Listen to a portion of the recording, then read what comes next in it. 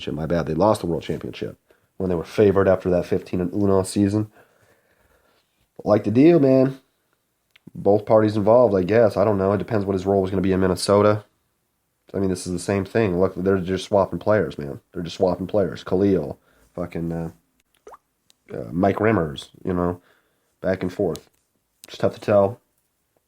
I think the NFC South is going to be deeper than the NFC North this year, so I think that the Vikings have a better chance of winning their division than the Panthers do.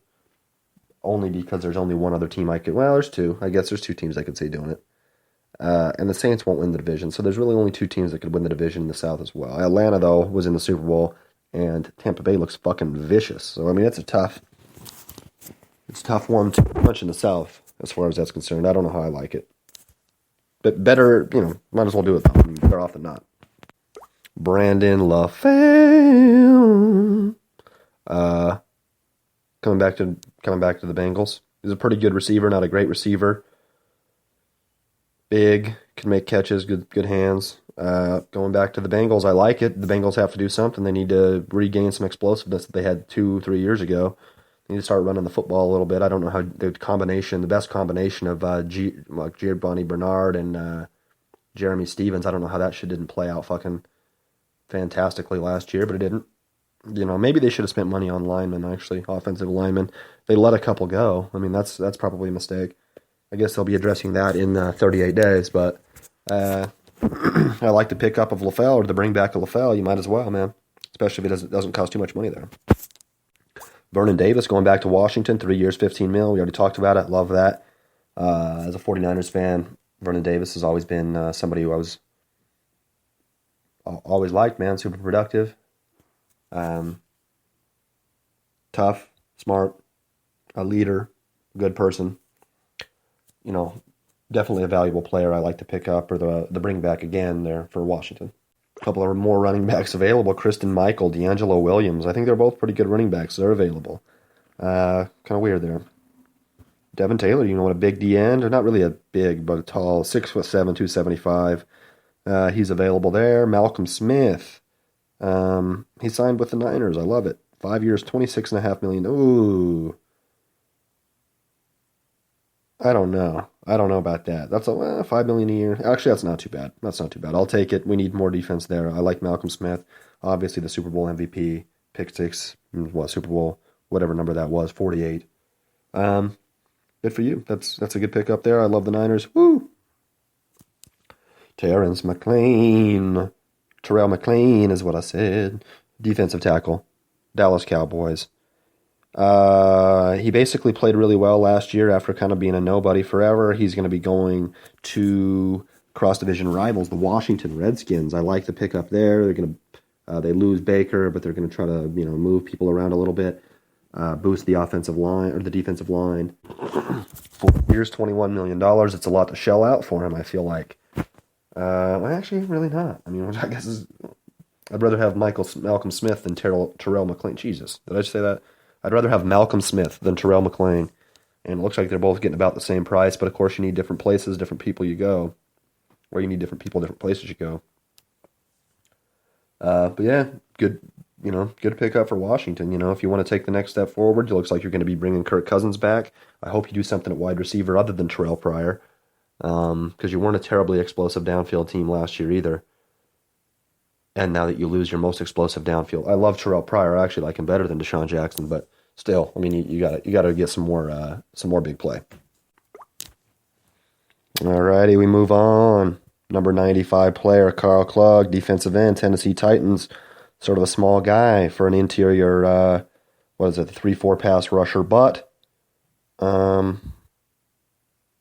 he would be pretty damn good. He had an Achilles tendon last year. He has reached a new contract to remain in Tennessee for a little bit less money.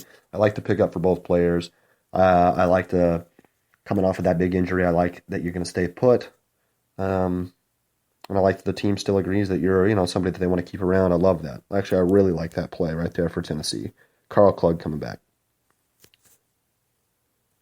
Ted Ginn Jr., ex-49er, recent Carolina Panther. Had a bit of a disappointing career. I still think he's pretty damn good. Been in the league for 10 years now. I didn't realize that. The Saints have signed the deal with him. They lose Brandon Cook, bring in a similar to, and still probably a pretty explosive receiver, Ted Ginn. 3 years, $11 million. I like it. He could be worse, and that's really not a lot of money to have to invest in a decent wide receiver there. A little bit of speed. I like the pick there for. I like it there for New Orleans, especially losing the player they lost. And actually, if you can bring in Malcolm Butler, assuming Malcolm Butler is similar to the player that he was in New England, with Drew Brees, I would expect, and just how much space there is in that offense, I would expect Ted Ginn to have, possibly his best or one of his better seasons at least than he has ever. It's the best quarterback he's ever played with, especially considering spacing and small guys with speed and things like that. He's pretty similar to a Brandon Cooks. He's not as young, not as explosive anymore, but I mean, he's a similar style player. I like that pickup for the Saints. All right, anything else here? Darius Butler, the number 100 defensive back. He's going back to the Colts 1 year, $4.5 million max value. I think it's like a 3 point something million. Otherwise, like the pickup, I guess for them, they have to do some stuff. With Butler, you might as well go back to the team that you had some success with at the end of last season after some injuries. It's a pretty good pickup there. And then number 101, Margus Hunt, ex-Bengals defensive end. He's also going to the Colts 2 years. Great run defender.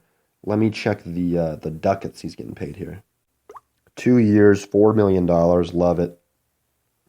For him, I would have tried to stay in Cincinnati, but that's a good pickup for the Colts. I think they're worse than Cincinnati, but yeah, I like it there. Big dude, good run stopper, good call. And we move on. That's going to be basically it for the top 101. A couple other things. One thing I'm reading right here, Ben Roethlisberger was considering retiring this offseason. He is still considering retiring this offseason. That's crazy. I would hate to see that happen. Big Ben, staple in the offense, one of the better quarterbacks in the league, one of the best quarterbacks in the league ever, honestly, one of the better of all time. Leaning towards a return in 2017. I hope he does so. He has had an injury-riddled career, takes way too many hits. For the most part, that's his fault. He's too big. But I really hope he comes back. What else do we have here? Kellen Moore, he's going to re-sign for the Dallas Cowboys. He's going to be the backup quarterback. He would have started this season had he not broke his arm. Boise State guy. How lucky for Dallas that not only does Tony Romo break his back, but Kellen Moore breaks his arm, making your third-string quarterback, Dak Prescott, now the starting quarterback of the future. The luckiest team of all time. They are still going to re-sign Kellen Moore to be the backup quarterback. So I love the pick. He's smart. He's good. If you have talent, I think he can do a lot for you. He's more of a Breeze-style quarterback. I prefer him in a dome, like in Dallas. I prefer him in a bit of a spread. Not really like Dallas, but he can play out of the play action very well.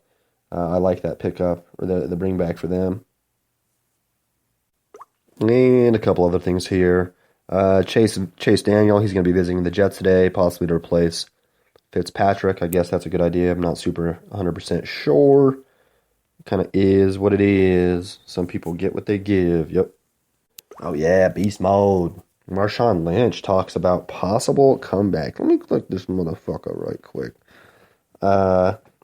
This is dope. Says the only team he would sign with is the black and silver. Oakland Raiders. The only team he would come back and play for is Oakland. I love it. If they could get Marshawn Lynch back after the Latavius Murray disappear, you can get him back for nothing too. He already said you're the only team he wants to play for. You have no competition. He could go. Oh, man, I love it. I love the idea of Marshawn Lynch. Plus, he's from Oakland. Obviously, he went to Cal Berkeley.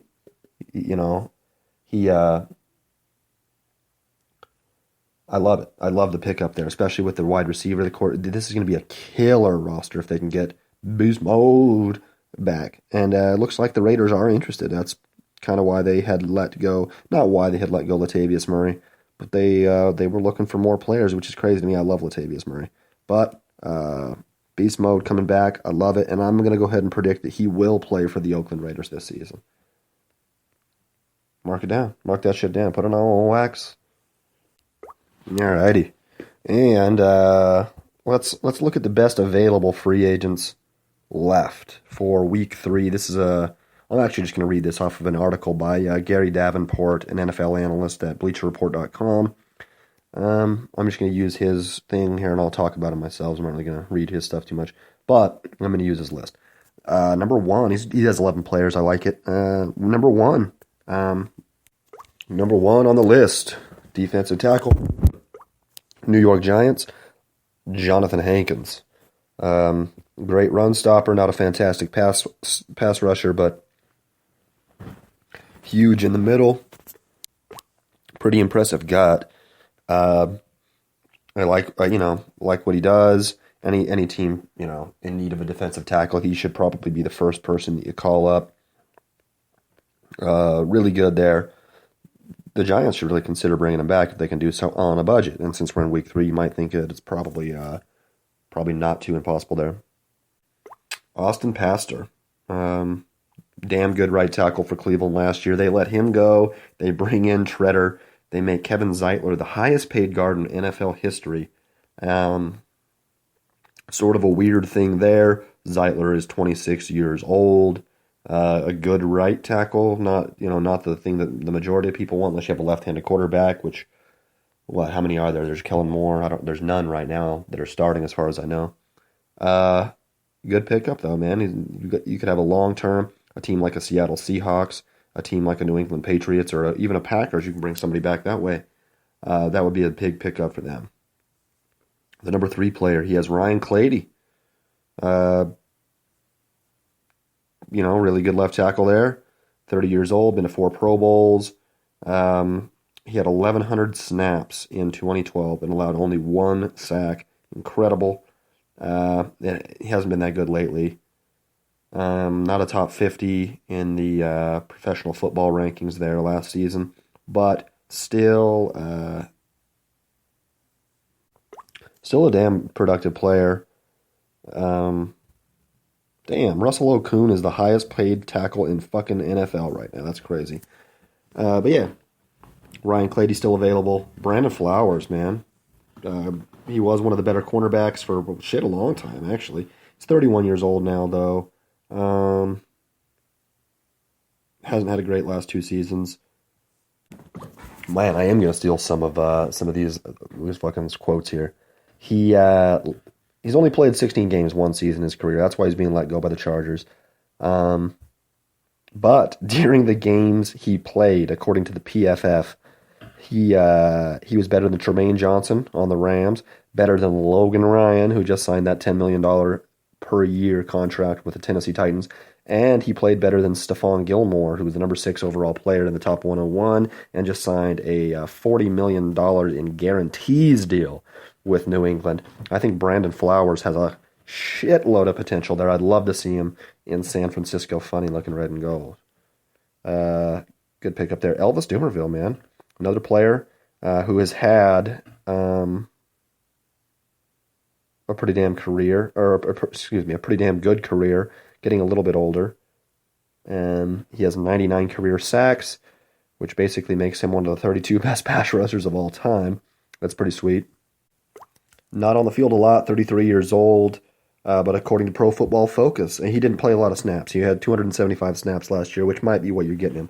But for the amount of snaps he played, he was ranked number 26th amongst the 3-4 outside linebackers amongst Pro Football Focus. And in just pass rush productivity, which is pressure created per snap, and then weighting towards sacks, he ranked higher than Chandler Jones of the Arizona Cardinals, Clay Matthews of the Packers, and Jadeveon Clowney of the Texans. Not as good as any of those players, but not far behind. Maybe Clay Matthews or something like that. Pretty good player, man. Still available. 17 sacks 2 years ago. I think lives in Denver. But yeah, good pickup there. Good available good available defensive end. Sorry about that. I was moving on already.